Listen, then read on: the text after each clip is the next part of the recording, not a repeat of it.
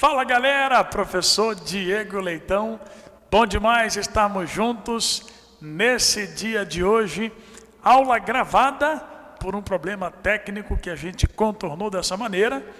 Vamos fazer o possível e o impossível também para que o seu aprendizado seja o melhor sempre.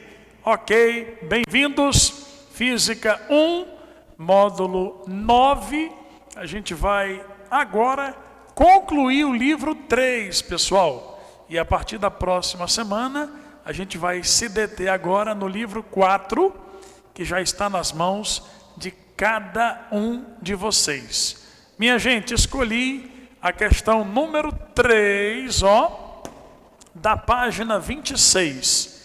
E nessa imagem, que só está um pouquinho diferente da imagem da figura do livro, né? O que você tem, é um carro. Esse carro está saindo do quadro e ele está fazendo uma curva. Esse ponto bem aí, é o centro da curva. Inclusive, eu posso até representar, veja, tudo isso que vocês estão vendo agora é o raio da curva que o carro está fazendo. Então, basicamente, o movimento dele é esse, né? Saindo do quadro e bem aqui é o centro da curva. Excelente. Ouça aí com atenção o que está dito no enunciado. A imagem a seguir mostra um trecho curvilíneo da ponte Rio-Niterói, cujo raio médio é de aproximadamente, ele deu aí para nós, esse raio médio da ponte é de 1.200 metros. Maravilha, beleza. Bom, considere um veículo com massa, esse carro que está aparecendo na minha lousa tem uma massa de 2 toneladas, ou seja, 2.000 quilogramas, e que percorre o trecho indicado com uma velocidade constante de 64,8 quilômetros por hora.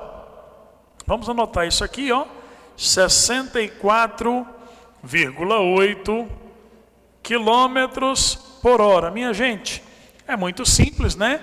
Basta dividir por 3,6 e você vai encontrar o resultado em metro por segundo, que vai dar, muito conhecido, 18 metros por segundo. Diego, eu tenho que fazer isso? Convém, né, gente? Quilômetro por hora não é a unidade de velocidade do SI. Você precisa colocar em metro por segundo. E para isso tem que dividir por 3,6. Beleza. Estime em newtons o módulo da força centrípeta que atua sobre esse veículo. Beleza, gente. Ora, o que eu quero que você perceba é algo extremamente importante. Não existe a força centrípeta. A gente frisou bem isso na aula teórica. O que existe é uma resultante de forças na direção centrípeta. Então, basicamente, né, eu poderia perceber o seguinte aqui, bem aqui na vertical, essa seria o peso, né? Bem aqui, nós teríamos do contato da pista com o carro a componente normal, e quando ele estivesse fazendo essa curva, né, dobrando o centro bem ali, a tendência seria esse carro escapar para a curva, para fora no caso, né? Então, bem aqui, se opondo à tendência de escorregamento. Quem tu está colocando aí, prof? Quem é, Bem aqui é a força de atrito. Rapaz, Fati, tá aqui ela. Apareceu imediatamente a força de atrito. Bem, na vertical, não é uma pista sobrelevada, é uma pista horizontal. A normal e o peso acabariam anulando uma o efeito da outra. E na horizontal, eu diria que a força de atrito a componente φ desempenharia o papel de resultante na direção centrípeta, moçada. Ela seria a única que atuaria nesse carro, apontando para o centro da curva que ele está fazendo. E a resultante na direção centrípeta é calculada da seguinte maneira, ó, é a massa vezes o valor da velocidade ao quadrado dividido pelo raio. Pois bem, essa é a expressão que a gente deve utilizar para a resultante centrípeta. Veja que a massa tem que estar em quilograma, a velocidade tem que estar em metro por segundo e o raio tem que estar em metro. Quando você substituir os valores, né, porque todos eles foram dados, uma questão, gente, de 2020, né? Então, bem atual, bem caível mesmo no vestibular. 2.000 quilogramas vezes, olha aqui, ó, 18 ao quadrado sobre o raio. E o raio é 1.200. Ei, turma, esse 00 vai embora com esse 00. Ficou 20 sobre 12. 20 dividido por 4 dá 5 e 12 por 4 dá 3. Ok, 5 terços vezes 18 ao quadrado. Resolvendo isso aqui, minha gente, ó, nós vamos chegar em 540 newtons. E dá para você observar aí, né? É a resposta do gabarito. 540 newtons. Diegão, eu nem precisava ter colocado, né, todas essas forças aqui. Não precisava, ele não pediu isso, né? Eu acabei fazendo questão de colocar para clarear a sua ideia de pensamento. Mas nós tínhamos que calcular mesmo, era o valor da resultante na direção centrípeta. Olha só, escuta bem. Não existe entre todas as forças que agem no seu objeto uma força a mais que é a centrípeta. Não é assim, gente. O que nós temos é uma resultante de forças na direção centrípeta. É sobre isso que eu estou falando. Nesse caso, né, a única que resultou na direção centrípeta foi φ. φ desempenhou o papel de resultante centrípeta, cujo valor é calculado por essa expressão e deu 540 newtons.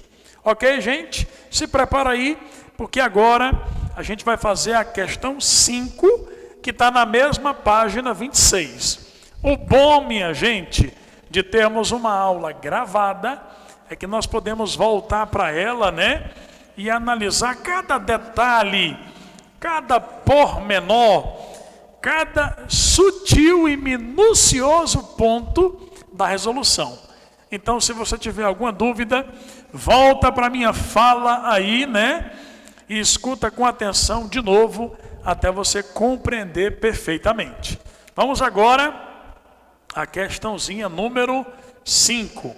Vamos lá? Olha aí, ó. Questão 5 da página... Opa, não é mais página 26, é página 27. Estamos aí nas de aprendizagem, seguindo exatamente a agenda que você recebeu para a data de 2 de julho. Uau, já estamos em julho, né? De 2020. Do ponto de vista de um certo observador inercial, um corpo executa movimento circular uniforme sob a ação exclusiva de duas forças. Muito bem. Analise as seguintes afirmações a respeito dessa situação.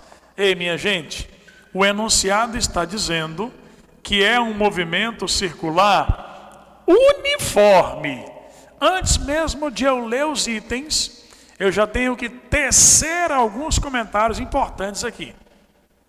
Se o movimento é circular, com toda certeza, precisa existir uma resultante de forças na direção centrípeta.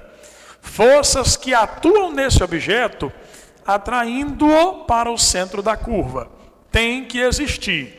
Então eu vou propor aqui, ó, a resultante na direção centrípeta é diferente de um vetor nulo. Pois é, ela existe. Do contrário, meu povo, jamais esse objeto poderia fazer a curva. E ainda, ó, o movimento é uniforme. Ah, minha gente, uniforme significa que a rapidez não muda.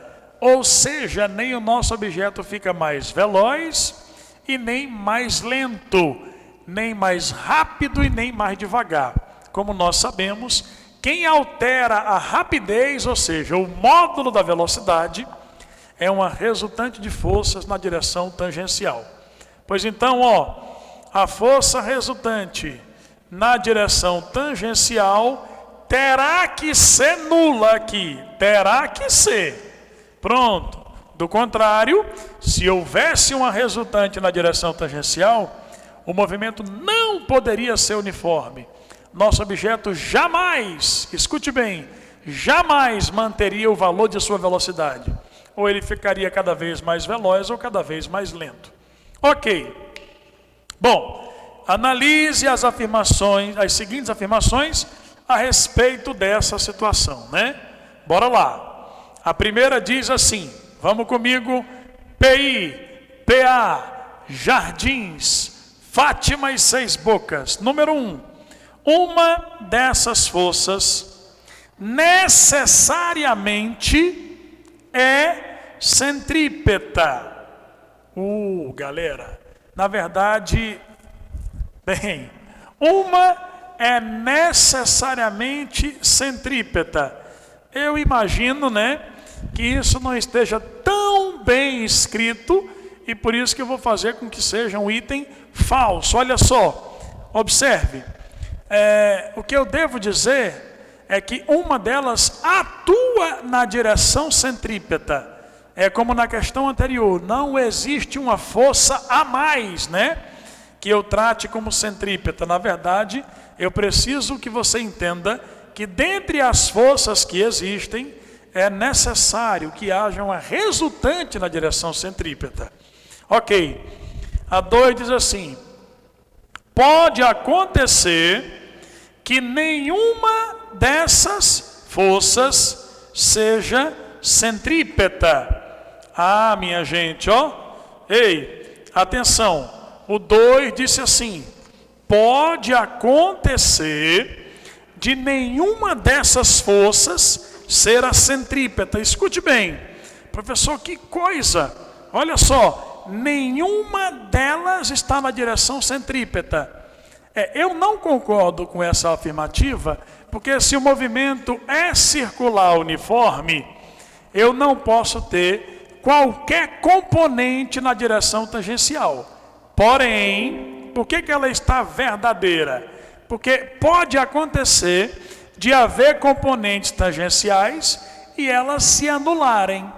Então, né, problema nenhum. Elas podem não estar na direção centrípeta, ok? Mas a gente pode decompor e aparecer ali. E 3, a resultante dessas forças é centrípeta. Ei, com certeza, para que haja uma curva e a gente tenha uma resultante diferente de zero na direção centrípeta. Tem que ser. Jamais poderia ser a tangencial. Então, o 2 e o 3 estão corretos. Quando você examina aí as alternativas, ó, 2 e 3 corretos é a letra E. Professor, olha só, ó, digamos que esse seja o eixo tangencial e esse aqui o eixo centrípeto, ó. Um é o eixo tangencial T e o outro é o eixo centrípeto CTPT.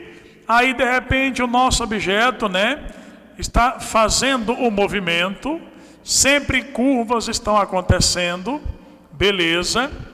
As forças podem atuar em qualquer direção, mas é imprescindível que haja, cadê meu azul, ó, uma resultante na direção centrípeta.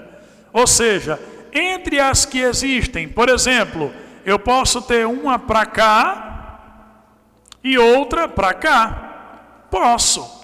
Quando eu decompuser, olha aí, ó. Quando eu decompuser essas forças, vai aparecer, por exemplo, essa, digamos que o centro da curva esteja bem aqui, ó. Ótimo. Ei, essa e essa, as componentes. E aqui, ó, vamos ver. Essa aqui e também essa aqui. Rapaz, professor, você decompôs. Foi, eu decompus, então eu já vou eliminar. Estou dando um exemplo para vocês, ó. Eliminei. Eu disse que aqui é o centro da curva. Então, essa força que puxa para dentro tem que vencer essa que puxa para fora. Essa menos essa vai ser a resultante centrípeta. E no eixo tangencial, uma neutralizaria, cancelaria o efeito da outra, já que no eixo tangencial a resultante tem que ser nula. Aí está um ótimo exemplo. Beleza? Letra E na questão 5. E agora eu quero pedir que você encontre comigo a questão número 8. Ela aparece, gente, na mesma página 27. Vamos a ela? Essa questão número 5 que eu acabei de fazer, ela tem tudo para aparecer numa prova. Aliás, o próprio Enem já cobrou de nós, né? Questões dessa natureza. Questões que envolvem a resultante na direção centrípeta e também a resultante na direção tangencial. Quero pedir que todo mundo localize aí comigo, ó, a número 8, minha gente, da página 27 de aprendizagem. Olha aí. Durante uma apresentação da Esquadrilha da Fumaça, um dos aviões descreve a trajetória circular representada na figura. Aí a figura que você está vendo aí, né? Apresentada no livro. Bora ver aqui a figura, ó. Pronto. Ei, turma, olha aqui. Essa figura está aparecendo bem aqui. Joia, beleza. E o avião fica dando voltas, fazendo, né, movimentos no céu. Ei, turma, no plano vertical, o avião fica fazendo esse movimento aqui, minha gente, ó. Massa, professor, iradíssimo, bom demais. Durante uma apresentação da Esquadrilha da Fumaça, um dos aviões descreve a trajetória circular representada nessa figura. Ao passar pelo ponto mais baixo da trajetória, a força que o assento do avião exerce sobre o piloto é... Não, gente, excelente questão. Ei, ó, bem aqui seria exatamente o centro da curva, né? Joia. E nós estamos analisando a passagem do piloto. Aonde, hein, prof? Ó, bem aqui, minha gente. Na posição mais baixa. Caracas, ó. Professor, o que é isso aqui que tu está desenhando? O que é? É a cadeira do piloto. Rapaz, vejam aqui que legal, ó. Tá aí. Essa que vocês estão vendo aqui é a cadeira do piloto.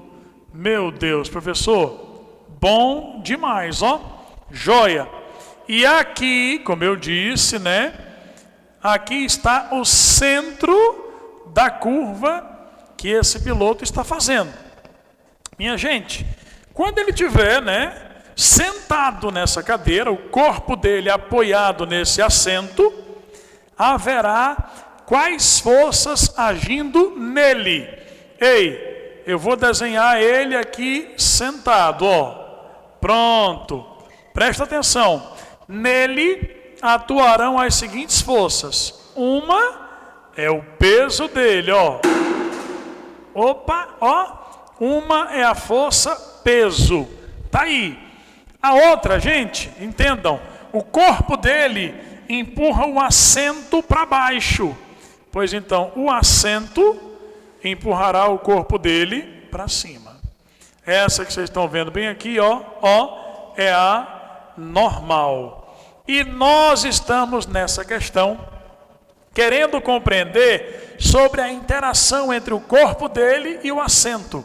Ei, gente, o corpo dele empurra o assento para baixo, normal, e o assento reage empurrando o corpo para cima, normal. A força de contato entre o corpo dele e a cadeira é a força normal e é sobre ela que nós estamos interessados. Beleza. Professor, nesse caso, se bem aqui é o centro da curva e o avião passa lá embaixo em movimento, né? Ou então, ó, ele passa em movimento, ó, eu vou escrever assim: movimento do avião. Olhem aqui, ó, no ponto, e entendam, gente, no ponto mais baixo da trajetória. Ahá, professor, quando esse avião estiver passando na posição mais baixa, para ele executar a curva, a normal que aponta para dentro da curva tem que vencer o peso. Então a normal N menos o peso P, ó, a resultante entre as duas, sempre vencendo aquela que puxa para dentro da curva, vai ser a resultante da direção centrípeta. Caracas, olha aí, professor. Bom demais. Galera, se a normal menos o peso me deu a resultante centrípeta, é porque a normal, trocada entre o corpo dele e a cadeira, é maior do que o peso, né, gente? Ó, tá aí. A normal foi maior do que o peso. Então eu vou repetir o comando da questão para nós podermos entender. Olha só. Ao passar pelo ponto mais baixo da trajetória, a força que o assento do avião exerce sobre o piloto, que é exatamente essa normal aqui, é maior que o peso do piloto. Pois bem, a normal é maior do que o peso do piloto. Isso é o que aparece na letra B de bênção, que é a resposta dessa questão. Minha gente, gostaria agora de pedir que nós analisássemos juntos aqui, ó, lá na seção Enem. Vai para ela, lá na página 30, uma questão que caiu no Enem, né, gente? Ó, é uma excelente questão da própria prova do Enem. E eu vou resolver agora na nossa fantástica lousa do YouTube do Colégio Antares. Uau, professor! Bom demais, ó. Página 30, encontra aí comigo e se liga, presta bem atenção. É a número 1 e ela foi do Enem, meu povo, ó. Rapaz, eu vou fazer aqui um esboço, né, do desenho que ele esquematizou para nós, ó, tá aí, e vou fazer agora o plano da órbita da Lua, pronto, do jeitinho que ele sugeriu aí, né? Massa, gente, ó, olhem essa linha pontilhada que está aparecendo aqui agora, maravilha, professor, ó, bom demais. E meu povo, escutem, prestem atenção, olha só. Ele foi dando para nós no Enem as datas, né? Ó, 26 de junho. Depois, bem aqui foi o dia 27. Então, daqui veio para cá, né? O dia anterior e o dia posterior. No dia 28 de junho, ó, já está bem aqui. Então dá para eu perceber que o elemento está vindo da direita para a esquerda, né? E no dia 29, ó, bem aqui, 29 de junho, joia. Meu povo, bem aqui assim está a Lua, e bem aqui, né, como ele propôs aí, ó, a Terra. Ótimo. E esse aqui é o plano da órbita da Lua.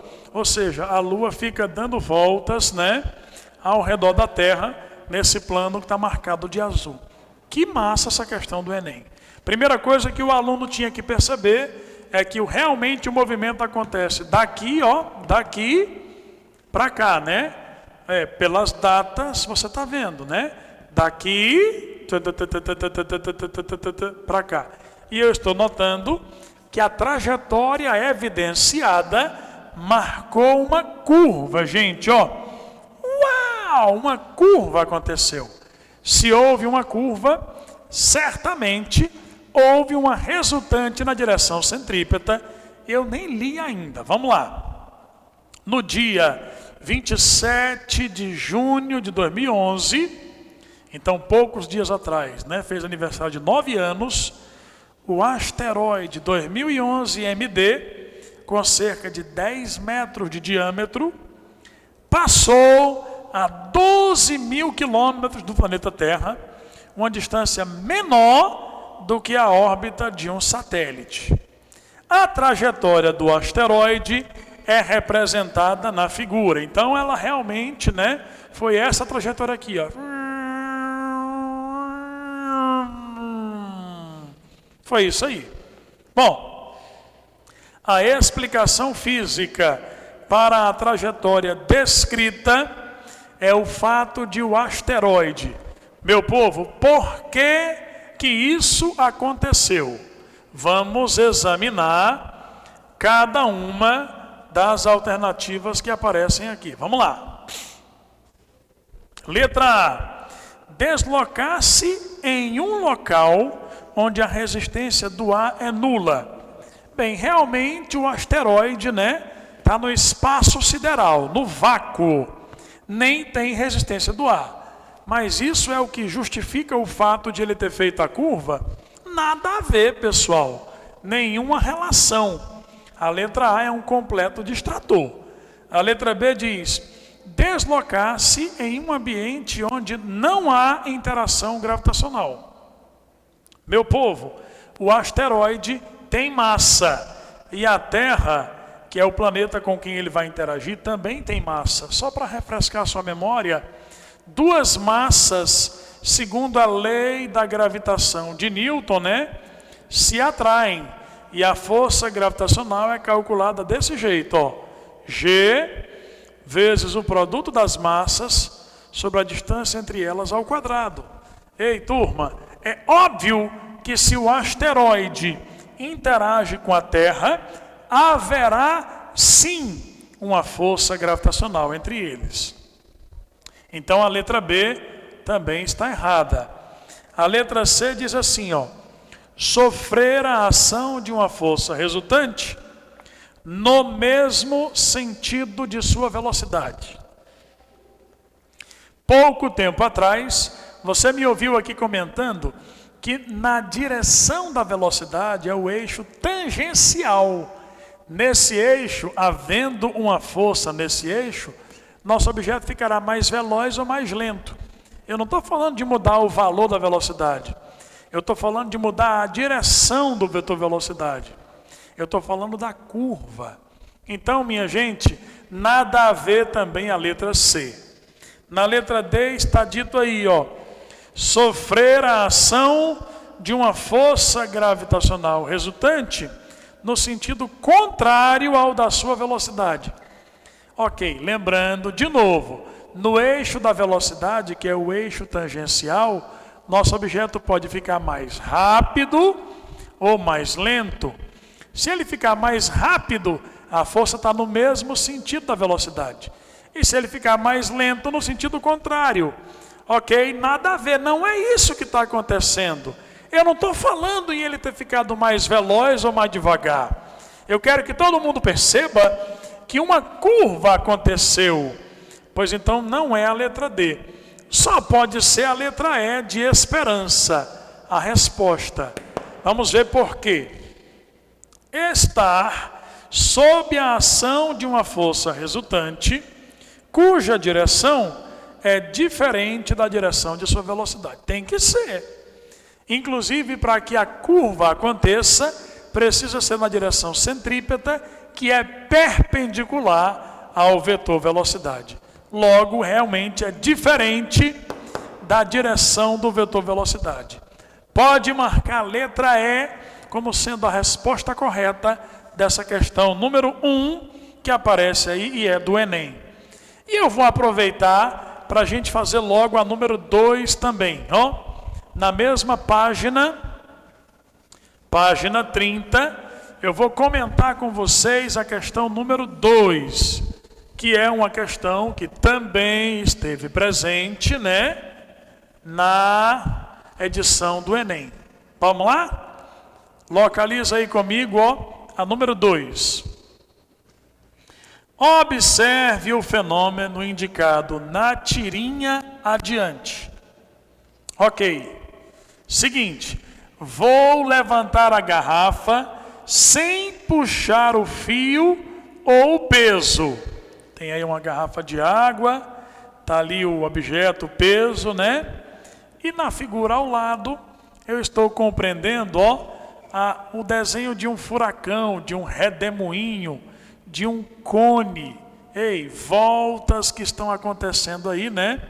Nessa ocasião.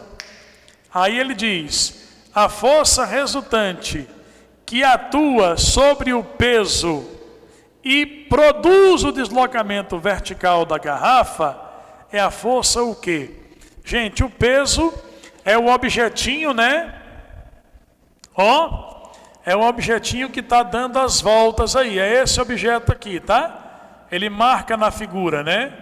O peso é esse objeto aqui. O ideal teria sido chamar isso aqui de um objeto de peso P, né? O ideal teria sido usar essa linguagem aí. Pronto, ó. Rapaz, professor, que demais, ó. Excelente. Ora, como esse objeto está participando de voltas, existem voltas, né? Curvas que estão acontecendo aí, ó. Estou tentando fazer o desenho das voltas que ele dá. Você deve notar que haverá então sobre ele uma resultante de forças que atuem na direção centrípeta. É como se esse ponto bem aqui, gente, ó, fosse exatamente o centro da curva que esse objeto, que é quem ele chamou de peso, está fazendo. Bem, aparentemente o objeto está dando voltas, né, no plano horizontal em movimento circular uniforme. Então ele está sim submetido a uma resultante de forças que atua sobre ele na direção centrípeta. Essa é a grande sacada. Nós poderíamos representar aqui, né, uma tração, o próprio peso dele, mas quando eu decompusesse, eu acabaria percebendo então essa análise resultante de forças agindo na direção centrípeta é finalmente quem o mantém na curva. Ok. Ei, só para refrescar a sua memória, entre as forças que atuam no nosso objeto, haverá uma resultante na direção centrípeta. Sempre que as curvas forem acontecer, e ela vai ser calculada assim, ó. Ou é mv ao quadrado sobre r, ou então, se no lugar da velocidade v, você quiser colocar ômega vezes r, vai ficar, ó, m ômega vezes r ao quadrado sobre r.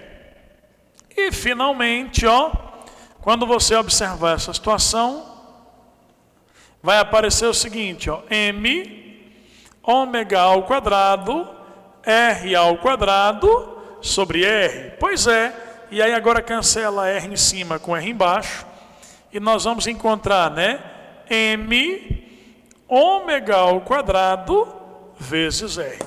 Ok, Diegão, como é que eu vou saber se eu devo utilizar essa expressão aqui, ó, ou se eu devo utilizar essa, né? Nós nem usamos isso, estou só te dando uma colher de chá a mais. É óbvio, né, que lá no enunciado ele vai dar os subsídios. Ele pode me dar a velocidade linear, ou ele pode também me dar a velocidade angular.